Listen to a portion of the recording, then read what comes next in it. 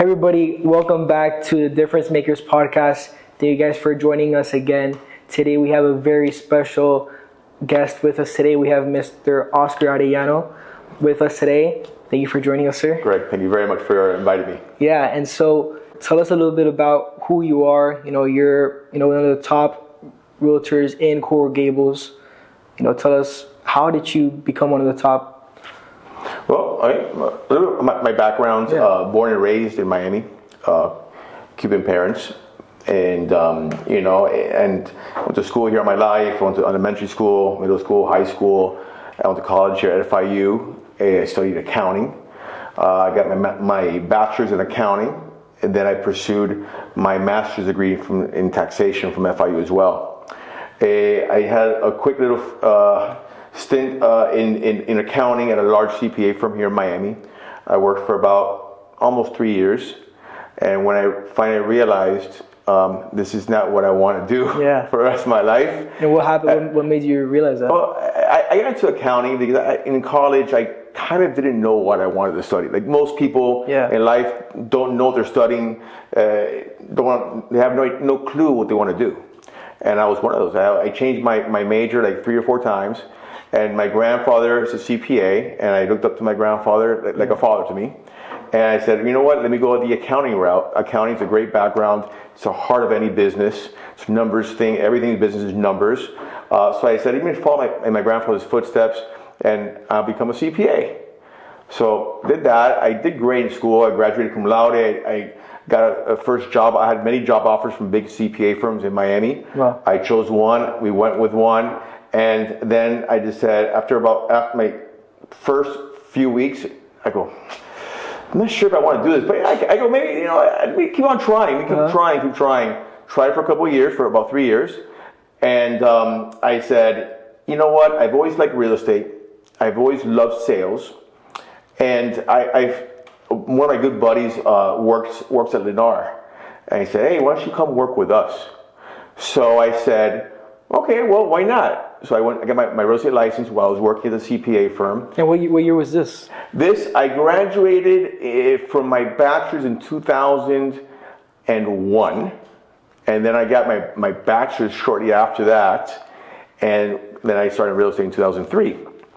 But when I got my real estate, took my exam, I got my license, my friend connected me with Lennar, and this is 2003 when the market was starting to really start pumping. Lennar was building a lot of homes, especially here in Miami. It was blowing up. I think Doral was one of those that they were doing so much in Doral during that time, in West Kendall.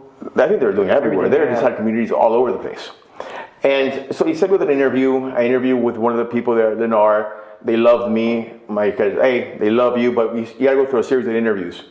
But every interview took like 2 or 3 months, and I just didn't have the patience, right? I said, I just want to get into the real estate game. So I went around, and I had no idea about real estate. I had no clue how it worked. So I was dating a girl at the time. She goes, oh, there's this big firm called Fortune International Realty. Why don't you go work with them? So I called the office, and I spoke to a guy named Oscar, coincidentally, and he says, come in. So I went in with my suit and my tie on, my resume, like I was going to get interviewed. And he's like, well, great. I mean, fill the paperwork and you start right away. Yeah. He looked at me like he laughs to this day that he came in like with a suit on and a tie and looking for an interview and understand you just sign up and you sign up and you just start going selling, right? You go sell. So he put me through a program and we trained me and all that, and I just got in. You threw me in there, and I started working, and it was hard. It was hard getting into the real estate game with no experience. I was, 23 years old, and I would go for interviews, for listing presentations, and they would say, all right, so how many houses have you sold? I go, none. This is my first interview. They're like, so why the hell would I give you my house to sell? We have no experience. I go, well, I promise you one thing. I'm going to give it my all. I'm going to go in there. I'm going to do my best. And I'm going to sell your house. Long story short, fast forward, after going through that difficult moment to get business, once someone gives you trust, and you prove yourself and you keep on, it's like a little snowball. You know, it starts small, it starts rolling up and rolling and become a big ball. You know, and you had to go through those growing pains, those rejections. You know, a lot of rejection. You know, you have a lot of thick skin in the game. Yeah. You know, I mean, I grew a lot of thick skin. Let me tell you, a lot of rejection. But I said, you know what? It's what I love. It's what I'm going to do, and I'm very persistent. I'm very persistent. When I want something, I go for it. And I said, I'm not going to quit this. I'm going to keep on going. I'm going to keep on working. I'm going to keep pounding that paper. I'm going to keep on knocking on doors. I'm going to do whatever it takes for me to succeed in this business. I know I'm good at this. Well, long story short, I've been doing this since 2003, 22 years already in the business. We have a team. We do 115 transactions a year. We did 200 transactions in 2021. Wow. You know, so we do a lot of business, primarily in the Gables. We do everywhere, Pinecrest, South Miami, everywhere. You know, we do everything. But I live in the Gables. I'm a Gables resident, and this is my city. You know, and I love my city. I love doing real estate here. I know the Gables like the back of my hand. So now I work at Berkshire, Hathaway, WM. I transitioned from Fortune to Berkshire in January 2020. Wow. Right before the COVID, you know, and that was a roller coaster. But you know, I love what I do. I love what I do, and I don't see myself doing anything else. Yeah. And that's when you know you love something, when you know you've been through the thick and thin and you still continue to do it. And I'm sure at the beginning, just like you said, you know, what were some of those ups and some of those downs that you made the pivot and decided, no, I'm not gonna give in to dropping the ball, but I'm gonna keep going. What was an example or something that happened? Like I said, listen, this is a commission-based career. You know, you're not getting a paycheck every 2 weeks. You know, if you don't kill, you're not gonna eat. Yeah. You know, you gotta go out there and hunt every day. You know, and there's days you're gonna go out there and you're not gonna catch anything. You're not gonna kill anything. But you know that if you don't kill, you're not eating.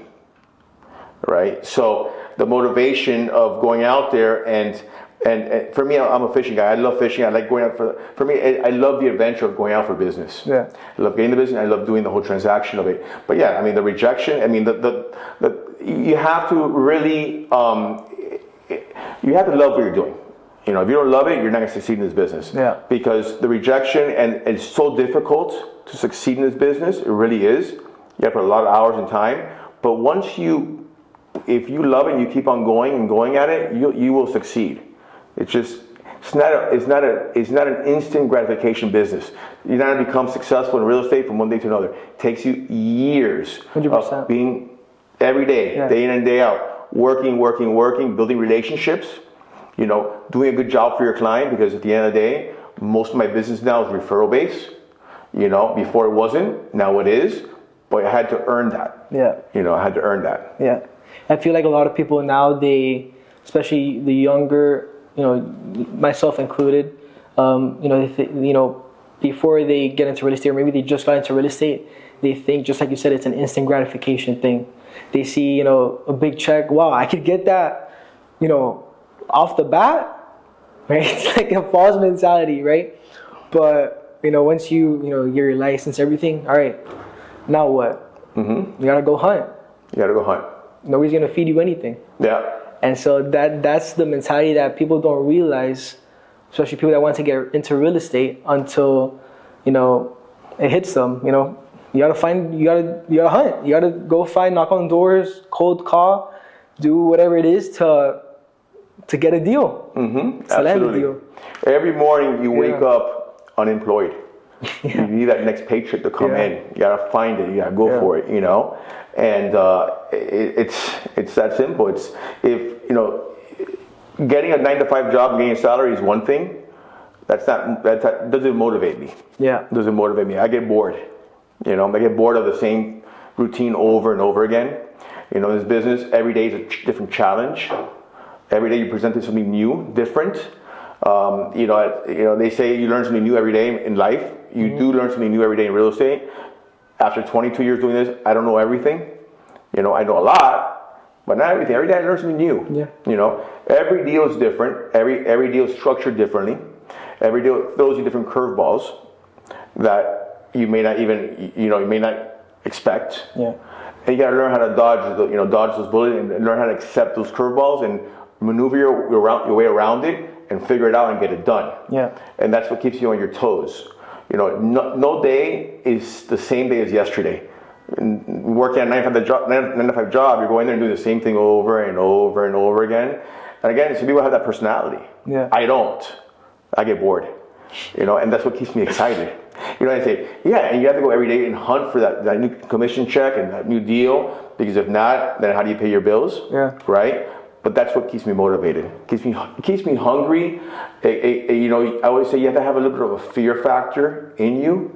You know, wake up with fear that you may not get a deal today, and you have to sell and make money. So having that fear factor that I may not have money tomorrow motivates me even more. Yeah. And I like something that you said, that every day you're learning something new.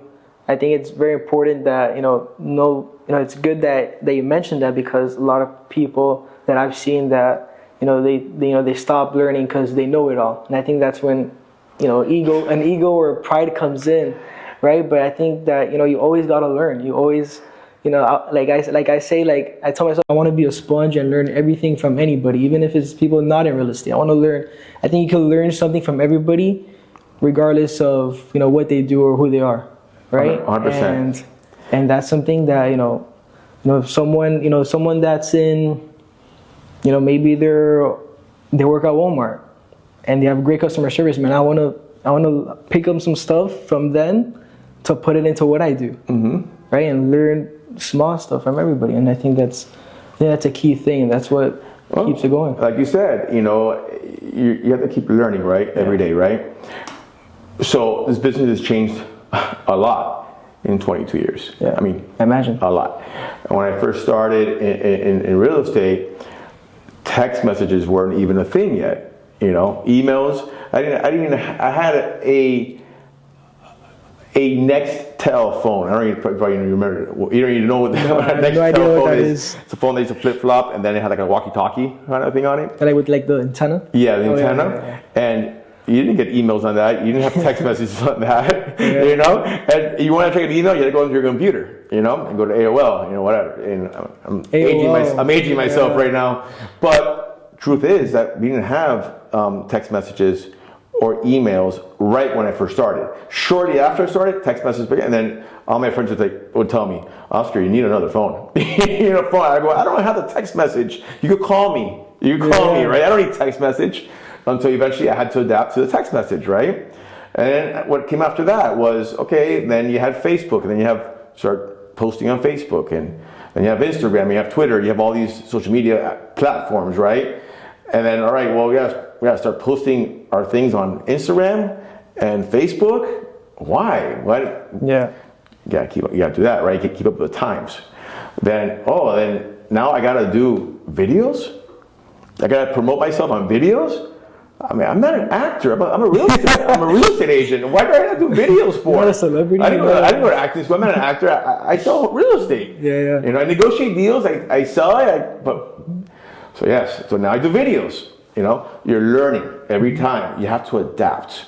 If you don't adapt, you die. Yeah. You have to adapt. You die. I gotta keep up with young bucks. Yeah. All these tech savvy guys like you guys who are like, way more advanced than I am, and they gotta have help with the technology part, but I have to do it, because if I don't do it, then I fall behind, right? Mm-hmm. So the real estate market has changed a lot in 22 years. So many things have changed, and I've adapted to every change in the market, or new technology, new ways of marketing. I've adapted to it, because if I don't, I'm gonna fall behind. So you're learning new things. And I guarantee you, in the next 5 years, there'll be something else new that I have to do. In 10 years, something else new, and it's gonna keep on evolving. And you have to keep on adapting. Yeah. 100%. And that's a challenge especially the older you get, if you kind of fall behind the young guys, but you have to keep up with it. Yeah, and I think you're doing great because I've seen your videos online and the tours and then the golf cart. I think it is, right? Yeah, the golf cart right around. My name on it and all that. Yeah, that's great. And it's fun. It's fun. My kids love riding that little golf cart, and it's fun. It's fun. That's something you've done as adapting. Yeah. No, listen. I don't think I've seen. I mean, I don't see realtors with golf carts every day. There's a few out there. I won't mention the name, but there's a few out there. But no, listen. At the end of the day, the first time I did a video, I was like, oh my God, like uncomfortable. I'm gonna look weird. I'm gonna sound weird, And then you're like, you know what? Screw it. Whatever. It is what it is. You got to do it. Who cares how you look, how you think you look, or how you think you're speaking or not, whatever. Do I sound good? Do I sound, did I mess up? Did I stutter? Did I say too many times? Whatever. Like, you're like, listen, this is natural, right? However you come out, you come out. It's just getting content out there. Yeah, and be yourself, right? And be yourself and show people who you are, and it's content anyways. You're providing content out there for viewers to see what you're doing, to see what properties you're marketing, you're selling. Just get out there and you know what? Who cares what people think? Just do it, Yeah. I've gotten so used to it already now that I go in front of the camera and I guess I'm not saying I'm a natural, but I've already gotten used to it. Yeah. Used to it. And have you gotten like traction and leads and people inquiring? Absolutely. No, we got a lot of views. We've gotten business out of the videos, and people tell me, just randomly see me in the street, hey, you're Oscar, right? I see your videos and I see you around and see your bus benches. But I see your videos too, and I love your social media. You're kicking ass in that. You're doing a good job. Yeah. And I go, thank you very much. I'm humbled by that because at the end of the day, I'm like, they're actually watching it. Yeah, it's like, there's someone that sees it. Yeah, I'm not recording it for nothing. Yeah, and it's like when people tell you that, you're like, all right, good. At least I feel good. I feel good. I feel good. And I know it's makes it worth it. It makes it worth it. And it's become almost. I hate to say it, it's become fun.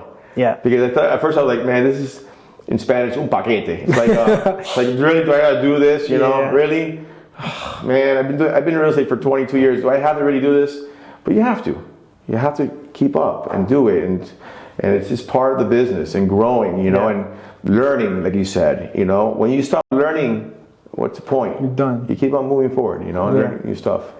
Oscar, how have you seen? You're mainly in Coral Gables, right? You're a resident in Coral Gables. How have you seen? From when you started. Mm-hmm.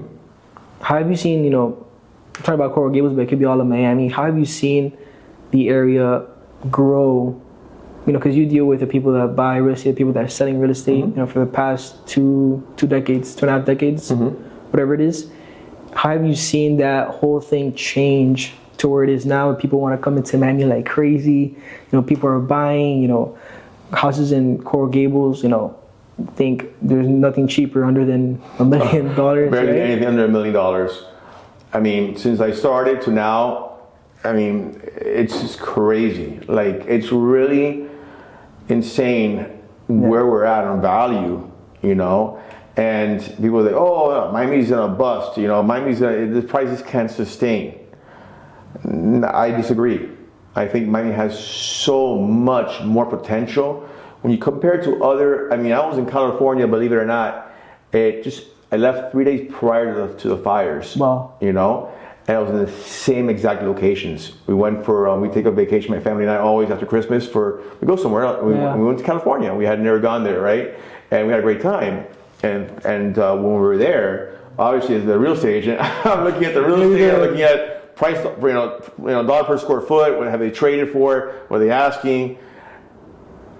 It's insane how expensive it is, dollar per square foot compared to Miami. Wow.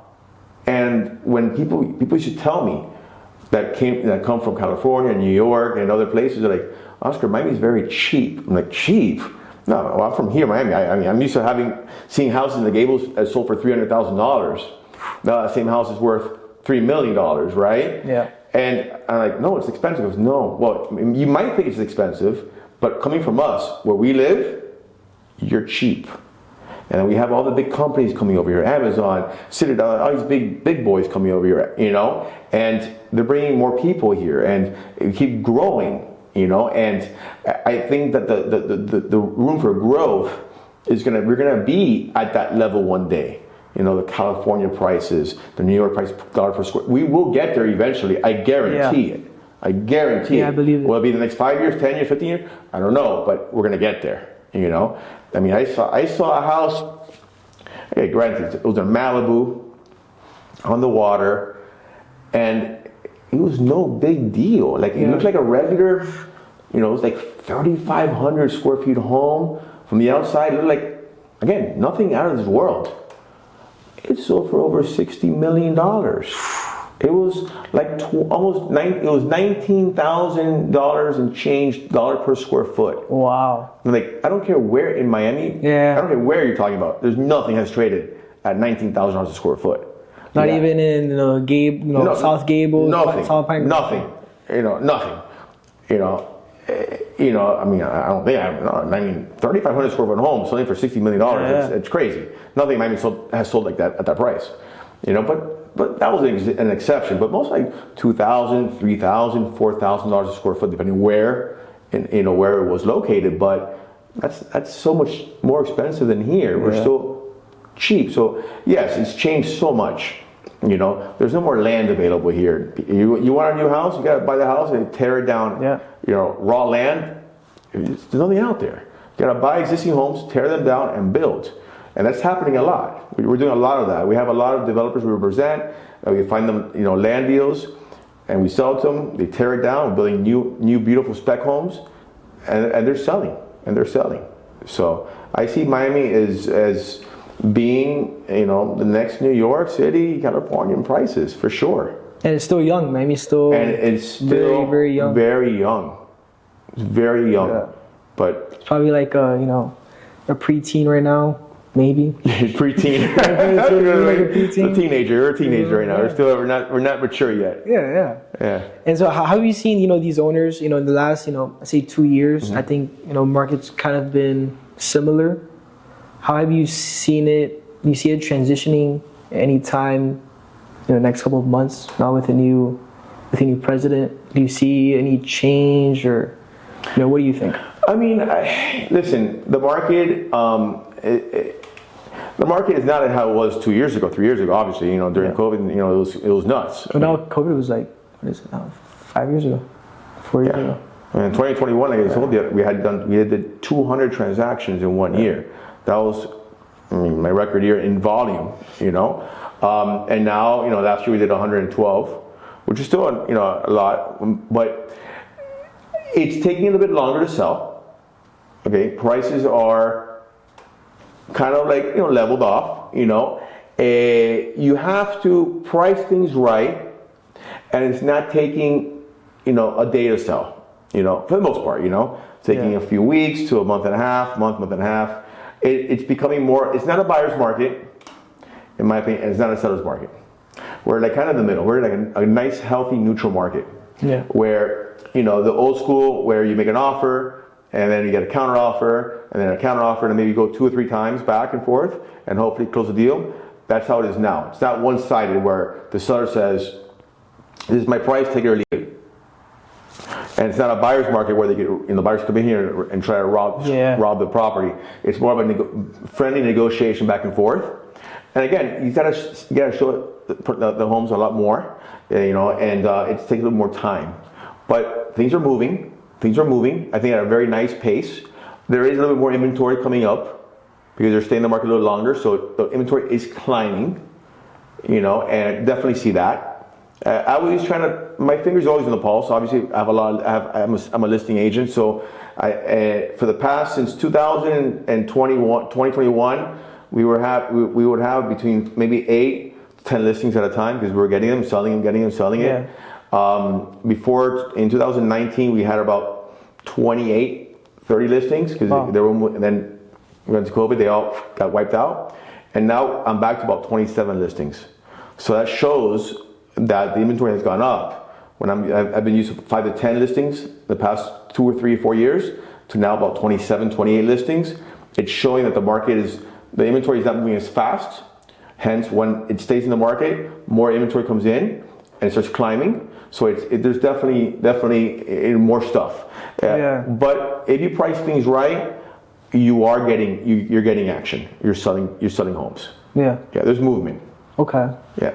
I mean, it could be, that number 27. It could be that your social media has just blown up, and now you have so many listings. Yeah, we did get a lot of inventory in January, which tends to be the case overall, because December, I tell my clients, listen, if you're gonna list it now, don't list it now. Yeah. You're not gonna list it, in 3 or 4 days before Christmas. It makes no sense, right? Yeah. Let's just hold off and wait until January.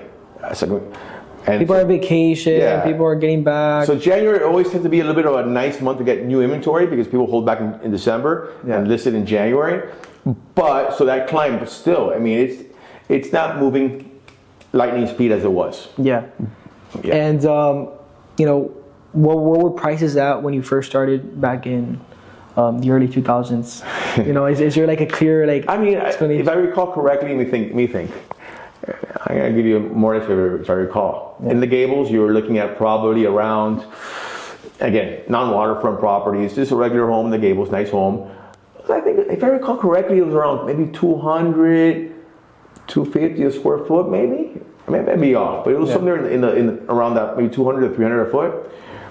And now you're looking at around minimum 700 to 800.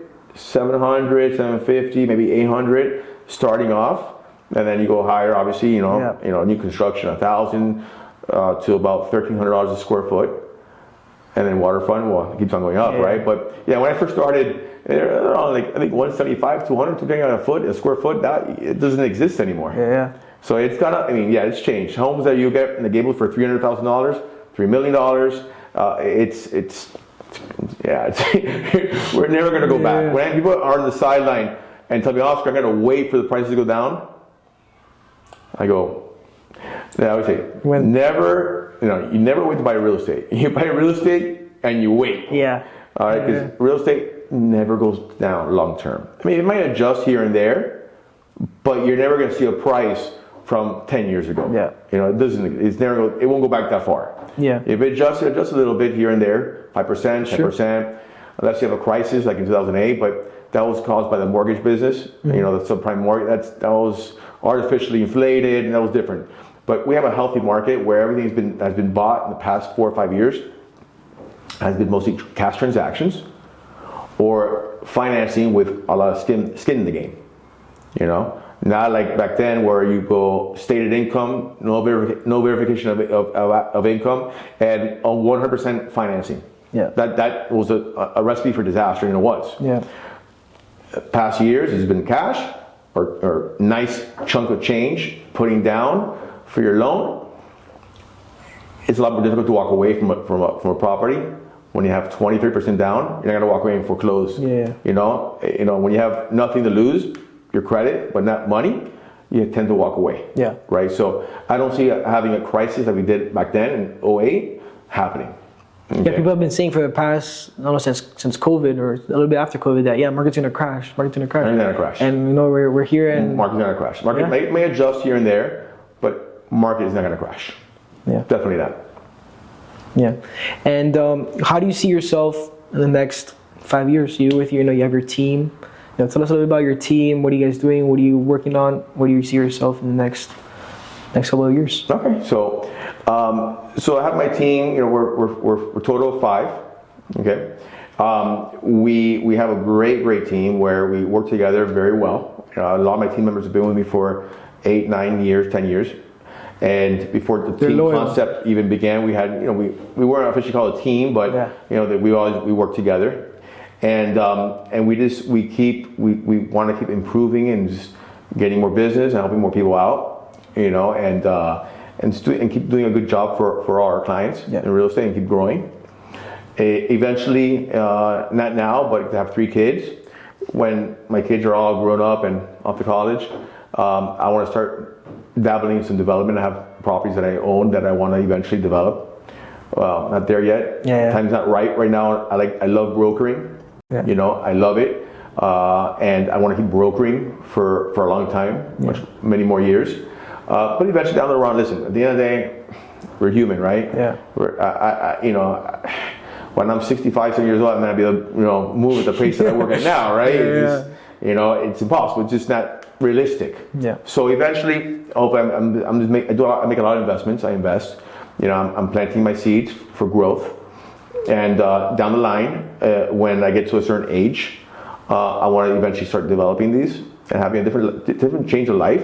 Enjoy life, enjoy what I put into my work, and live off my retirement, my investments that I've put in, and I keep investing in, right? So that's my game plan, is to do that. I'm always going to be in real estate, whether I'm in the broker side or I'm in the development side, or maybe I'll become a hard money lender, but something always revolving around real estate. Is what I love, and is what I know. Yeah, because it's super broad. It's pretty broad, and you could do a lot with real estate. A lot of things. Yeah.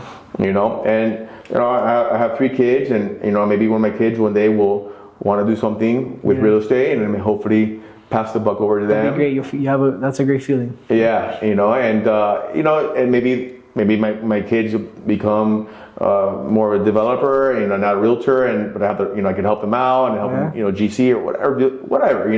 It'd be kind of cool, But definitely, I'm always going to be in the real estate game somehow, some way. That's awesome, man. Yeah. Well, Oscar, we appreciate your time here and appreciate the conversation. Absolutely.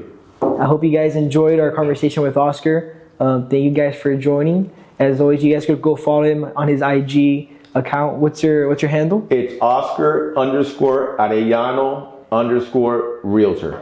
You guys could go ahead and follow him. He has great content he's putting out. So thank you guys for watching, and as always, God bless you guys. Thank you.